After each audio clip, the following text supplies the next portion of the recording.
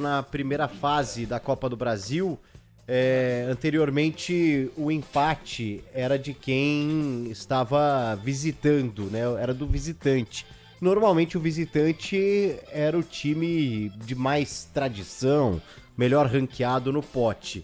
Continua sendo dessa forma, o melhor ranqueado é quem viaja, só que agora não tem mais vantagem. O empate leva o jogo para os pênaltis. Então eles deixam tudo meio que em pé de igualdade e ainda dão uma vantagem para o pior ranqueado, né? Não deixa de ser algo interessante. O pior ranqueado tem a vantagem de jogar em casa e não tem mais essa desvantagem de não poder empatar. Então o empate leva tudo para os pênaltis, assim como na segunda fase, e a partir da terceira fase começa aí jogo de ida e jogo de volta. O que vocês acharam? Muito legal. Eu concordo também. Eu achava muito injusto o time que tava indo jogar ter essa vantagem do empate. Porque, querendo ou não, a gente sabe que o time que tava sendo o mandante ali, ele era mais fragilizado, ele às vezes tinha menos orçamento. Claro que aconteciam alguns casos, por exemplo, o Souza ano passado eliminando o Cruzeiro, por exemplo, né? Que a gente via esses casos acontecendo na Copa do Brasil. Mas acho que isso deixa a competição com mais isonomia, né? Que é o que a gente preza na Copa do Brasil, que passou por algumas mudanças aí também em relação aos times que jogam a Copa do Nordeste, que conseguiam vagas por conta da Copa do Nordeste. A CBF tá projetando algumas mudanças ainda pra acontecer dentro da Copa do Brasil, mas acho que essa daí é muito justa porque você deixa a competição com mais isonomia.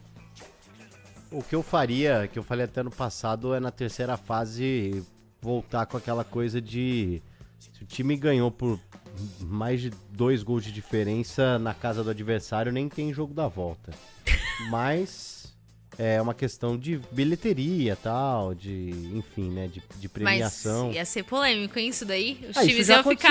Mas os times iam ficar malucos se em 2025 acontecesse isso, os clubes iam ficar... Mas até poucos anos isso acontecia. As primeiras fases da Copa do Brasil, antigamente, não tão antigamente assim, mas ali, final dos anos 90, começo dos anos 2000, não tinha... Todas as fases eram ida e volta. Porém, as 2 primeiras fases você tinha essa questão. Então, por exemplo, o São Paulo ia lá jogar contra o Sinop. São Paulo ganhava de 2-0 na casa do Sinop, ou 3-1, já não tinha jogo no Morumbi, entendeu?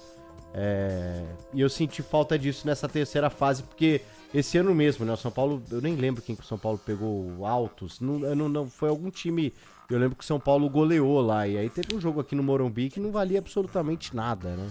Mas tem uma questão também, a gente teve muitas zebras nas últimas edições de Copa do Brasil, isso vai facilitar. E eu me preocupo nessa mudança de regulamento não com os times grandes, mas com aqueles times que entram nessa regra e são mais estruturados, mas não necessariamente são times grandes. Às vezes um time da Série C calha de entrar como visitante nessa primeira fase. Esse time pode sair prejudicado, porque ele vai pegar um confronto que às vezes pode ser mais igual do que o do time mandante com o time da primeira divisão ou até da segunda divisão.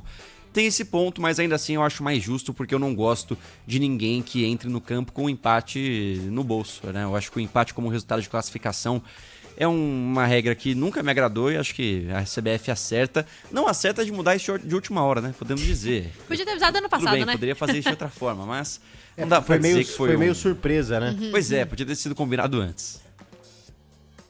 Pois é.